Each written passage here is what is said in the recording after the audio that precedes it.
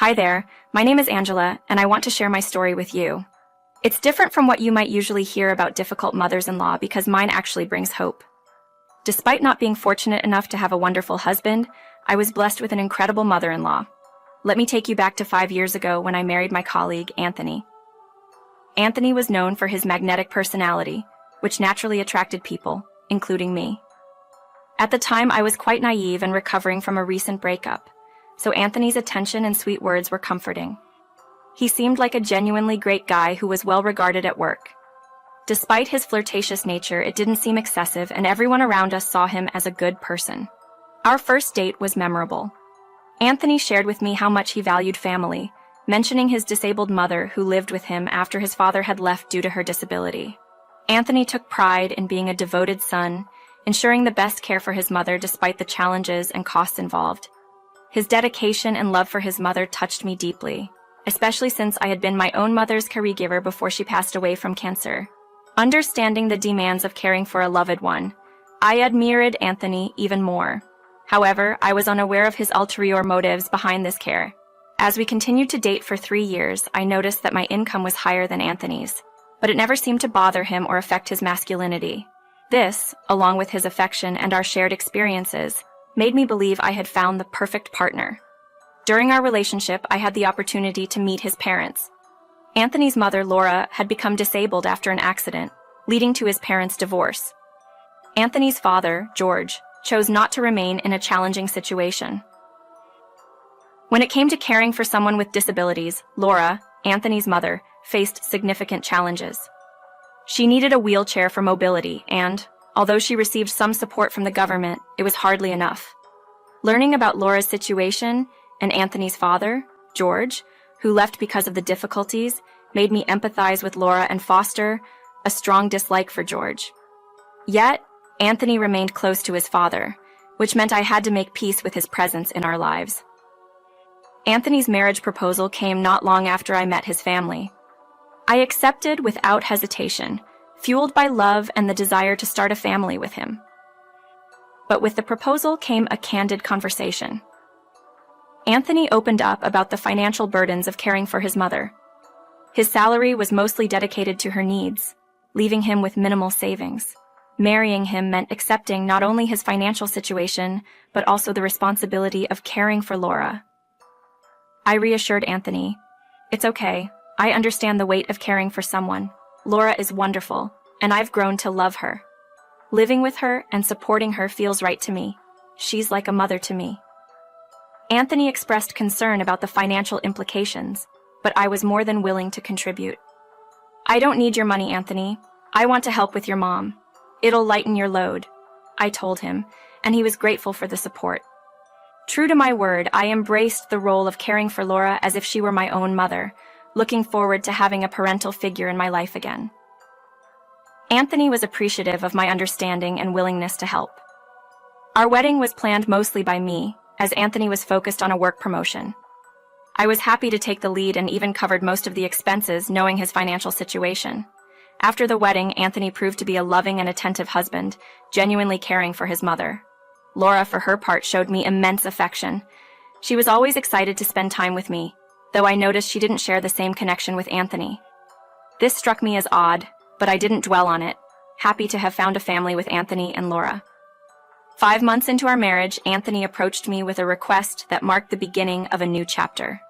He wanted to discuss his mother's health care and proposed consulting a renowned doctor in the city for better treatment options, albeit at a higher cost. Anthony suggested that I could assist financially, to which I readily agreed, proposing to handle the payments directly upon receiving the bills. Anthony, however, preferred a direct transfer to him, citing convenience and a tight financial situation due to caregiver expenses. Trusting him, I agreed to send the money, prioritizing Laura's health over any doubts. Anthony expressed his gratitude and assured me he'd repay me, though I insisted repayment was unnecessary.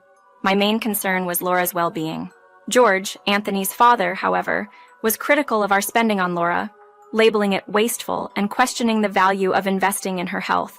Despite George's skepticism, Anthony defended our decision, emphasizing the potential benefits of the new treatment and the financial support I provided, which eased the monetary strain.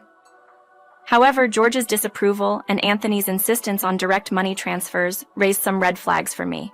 I trusted Anthony, but something felt off about bypassing the transparency of paying bills directly.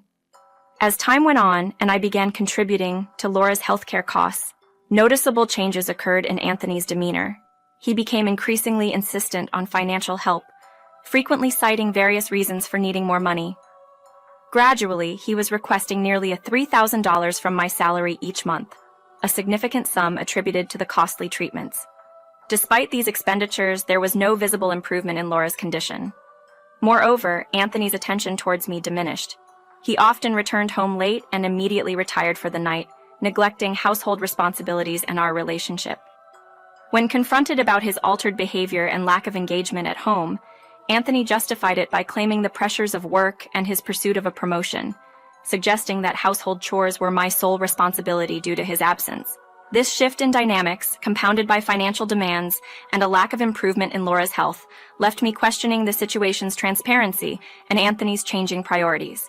After Anthony's shift in behavior, our home dynamics took a turn for the worse. You get home before me, but now I'm the one caring for Laura in the evenings because you won't hire a nighttime caregiver. I'm overwhelmed with everything, Anthony. You need to contribute more. I confronted him one day, exhausted from juggling work and caregiving alone. Anthony's response was dismissive. You knew what this involved. You agreed to help with my mom, so I don't see why you're complaining now. I'm willing to help, Anthony, but I can't do it all by myself. She's your mother, too. You need to play a part in her care. I'm tired and need some support here, I argued, hoping for some understanding. Instead, Anthony retorted sharply, You've taken care of her this long. Since you're so fond of her, you can keep at it. I need my space. And with that, he left for his game room, leaving me stunned and alone with my thoughts. That night, I cried myself to sleep, feeling utterly alone and neglected.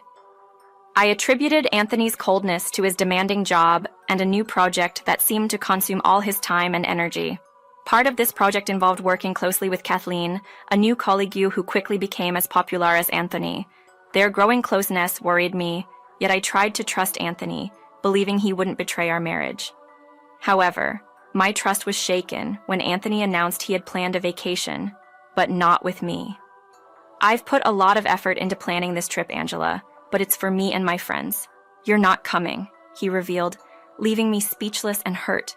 It had been 3 years since we had taken any trip together, and now he was choosing to go without me, using funds that were mysteriously available despite our tight finances. When I questioned where the money was coming from, Anthony dismissed my concerns, insisting it was none of my business. Even Laura, usually a voice of reason, couldn't sway him. She reminded him of how little we had ventured out since our honeymoon, and hinted at the financial contributions she had made from her disability benefits and inheritance, which Anthony had been managing.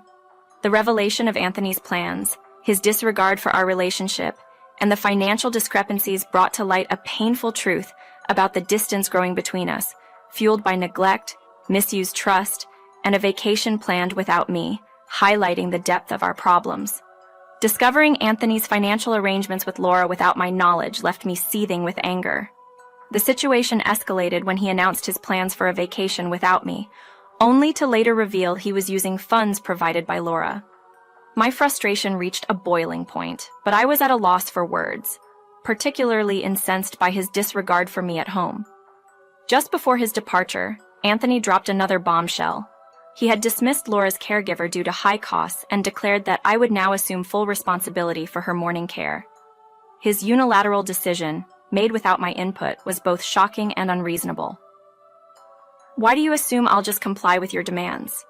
Laura needs professional care in the mornings, not just anyone, I protested, emphasizing my lack of qualifications for such a role. Anthony's response was dismissive and cold.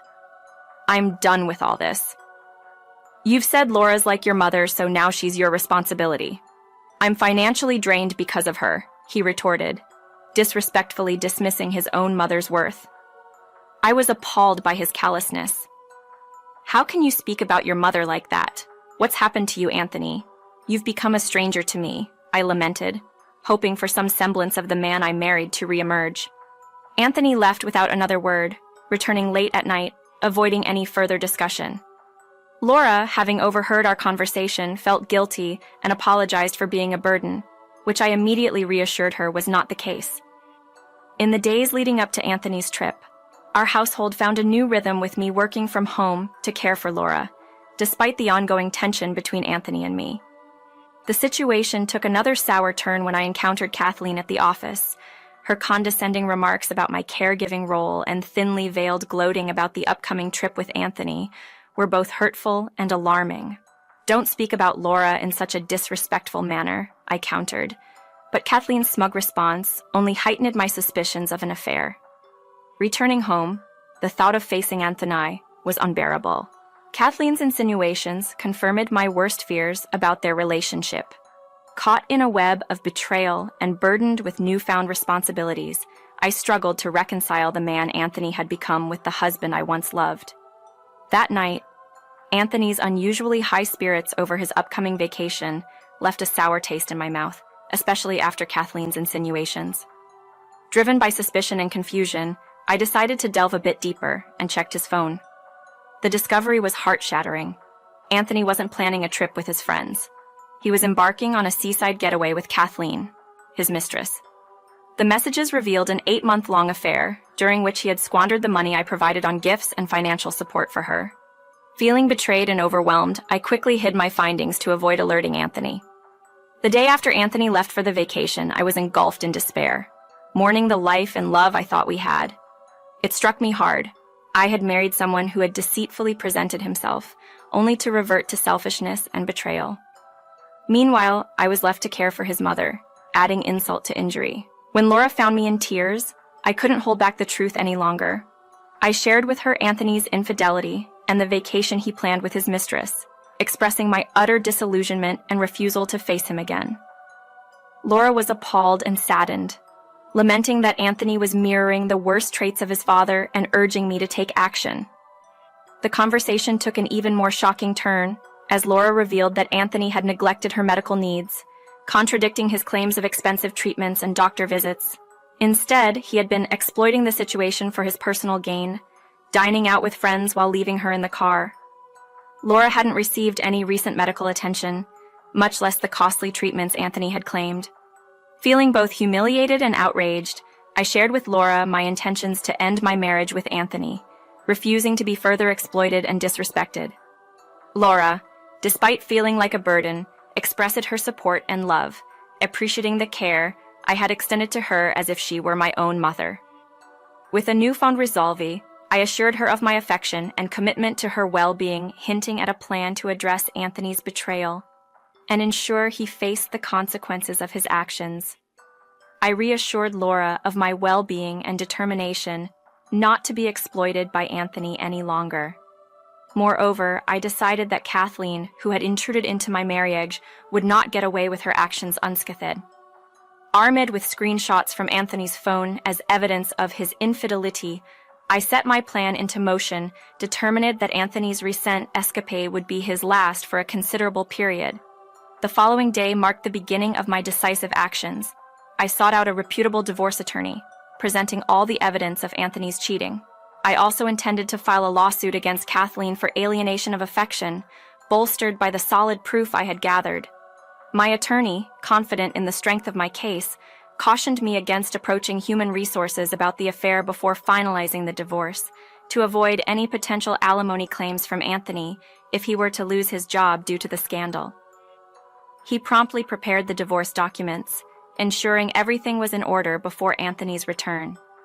Upon Anthony's return from his vacation, I confronted him with a calm yet firm resolve, with Laura by my side for moral support. Anthony's shock was evident, resembling a deer caught in the headlights. I laid everything out plainly. I was aware of his affair, had gathered incontrovertible evidence, and had already initiated divorce proceedings to simplify the separation process. Anthony's immediate denial and refusal to sign the divorce papers were met with my unwavering stance. I revealed the extent of my knowledge, including the financial transactions he made to Kathleen from our joint account. Anthony's pleas for reconsideration fell on deaf ears, especially when he attempted to manipulate the situation by invoking Laura's dependence on us. I countered his desperation with the truth about his misuse of both my finances and Laura's disability grant. emphasizing that Laura herself had endorsed my decision to divorce. My resolution was clear. I was severing ties not only because of his betrayal, but also due to his exploitation of our trust and resources. The path forward was set, marking the end of our marriage and the beginning of a new chapter for me, free from Anthony's deceit and manipulation. I firmly assured Laura that I would be taking over her care, emphasizing that Anthony was no longer our concern. Laura, showing her strength and disappointment in Anthony, declared she had no desire to remain married to someone who had proven to be even more deceitful than his father. She made it clear that our home was no longer open to Anthony, stating that I was welcome to stay, but he must leave.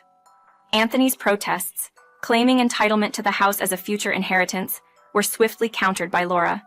She vowed never to leave the house to him, accusing him of betrayal and theft not just against me, but against her as well. With resolve, she informed Anthony of his 2-month eviction notice, effectively cutting him off from any financial support previously provided by us. As Anthony pleaded for forgiveness, realizing the gravity of his actions and the loss of financial security, his distress grew. Even when he received the divorce papers, his desperation was palpable, leading him to seek support from his father, who criticized me for my decision. Laura, undeterred, confronted him as well, ensuring Anthony understood the full extent of his actions. Following a month of tension, Anthony was left with no choice but to move in with his father, as his mistress grew frustrated with the sudden halt in his financial support towards her. Pushed by the threat of exposing the affair to his employer, Anthony reluctantly signed the divorce papers. Yet my pursuit of justice didn't end with the divorce. I proceeded to inform his boss about the affair, leading to job losses for both Anthony and Kathleen. During this tumultuous time, Laura and I found solace in a vacation, missing the ensuing fallout, but content with the knowledge that Anthony and Kathleen faced consequences for their actions. I also moved forward with the lawsuit against Kathleen for alienation of affection, which she, now jobless alongside Anthony, pleaded for me to dismiss. I saw this as fitting retribution for her role in disrupting our marriage. Now, I continue to live with and care for Laura, who has become more family to me than Anthony ever was. She's even expressed intentions of leaving the house to me, a gesture of her deep gratitude and affection, though I've yet to accept. As I re-enter the dating world, hopeful and open to new possibilities, I reflect on the journey that has brought me here, looking forward to what the future holds, with Laura by my side as my unwavering support and family.